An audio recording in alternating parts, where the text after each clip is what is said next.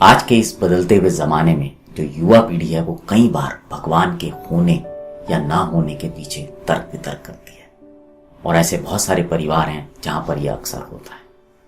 आज एक ऐसे ही परिवार की कहानी आपको सुना रहा हूं जहां पर पिता भगवान कृष्ण के भक्त थे और बेटा भगवान में विश्वास नहीं करता था। राजस्थान के एक गांव में एक व्यक्ति रहा करता था जिनका नाम था रमेश। रमेश जी भगवान कृष्ण के बहुत भक्त थे।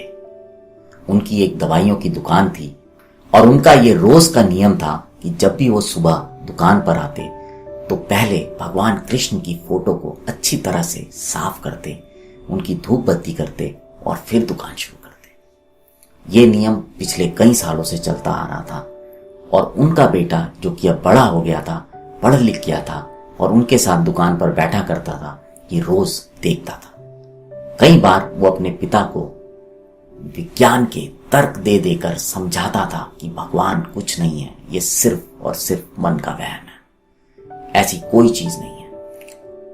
ये बात सुनकर रमेश जी हमेशा मुस्कुराते रहते थे और किसी प्रकार के तर्क वितर्क में नहीं पड़ते थे और सोचते थे कि जब समय आएगा तो ये समझ जाएगा। ऐसे ही समय बीतता रहा और रमेश जी की उम्र बढ़ती गई।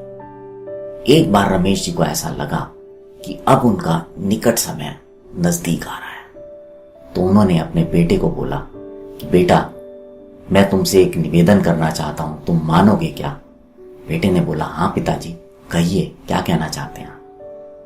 रमेश जी ने बोला, बेटा, तुम अच्छे हो, सबकी मदद करते हो, तुम्हारी सोच अच्छी है, तुम ईमानदार हो, मेरे लिए यही बहुत है।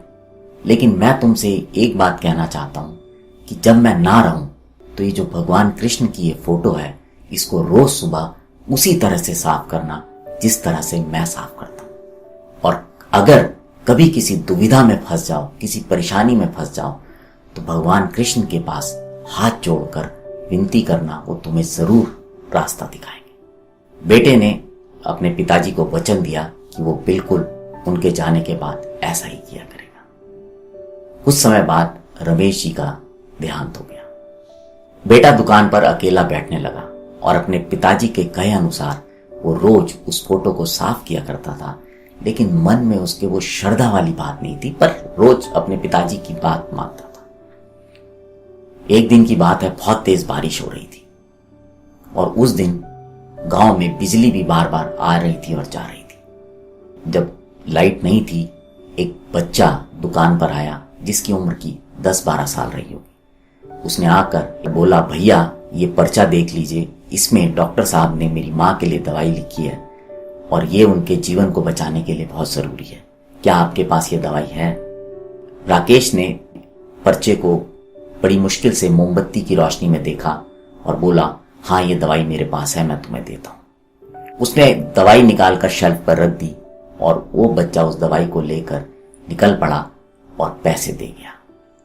जब वो बच्चा चला गया तो लाइट आ गई और जब राकेश ने काउंटर पर देखा तो उसके चेहरे की हवाइयां उड़ गई। वो पसीना पसीना हो गया, उसको समझ नहीं आ रहा था कि क्या करे, क्योंकि जब लाइट गई हुई थी तो एक ग्राहक आया था जिसने चूहे मारने की दवाई मांगी थी और वो दवाई काउंटर पर रखी हुई थी। और जब वो बच्चा आया अपनी माँ के लिए दवाई लेने, तो जब राकेश ने वो दवाई काउंटर पर रखी तो अंधेरे की वजह से वो बच्चा गलती से चूहे मारने की दवाई ले गया। राकेश ने सोचा, ये कितना बड़ा अनर्थ हो गया। तुरंत ही उसे अपने पिताजी की बात याद आई और वो भगवान के फोटो के आगे हाथ जोड़कर खड़ा हो गया और मन से उसने विनती की कि हे प्रभु, इस अनर्थ को होने से बचा लीजिए, एक बच्चे के हाथों से अब उसकी मां को जहर देने के लिए बचा लीजिए। जब वो प्रार्थना कर ही रहा था तभी अचानक पीछे से एक आवाज आई, भैया, मैं जा रहा था बारिश में, कीचड़ में फिसल गया और वो दवाई की शीशी टूट गई, क्या आपके पास कोई दूसरी दवाई की शीशी है? ये बात सुनकर राकेश की आंखों में आंसू आ गए। उसने भगवान को दिल से धन्यवाद दिया और वो समझ गया कि जो उसके पिताजी कहा करते थे वो सही कहते थे। जब हम किसी परीक्षा की तैयारी कर रहे होते हैं तो वहां पर जो सवाल होते हैं उसके जवाब हमें किताबों में मिल जाते हैं। इसी तरह जो आध्यात्मिक सवाल होते हैं उनके जवाब हमें शास्त्रों में मिलते हैं। इसलिए शिक्षा के साथ शास्त्र भी जरूरी है।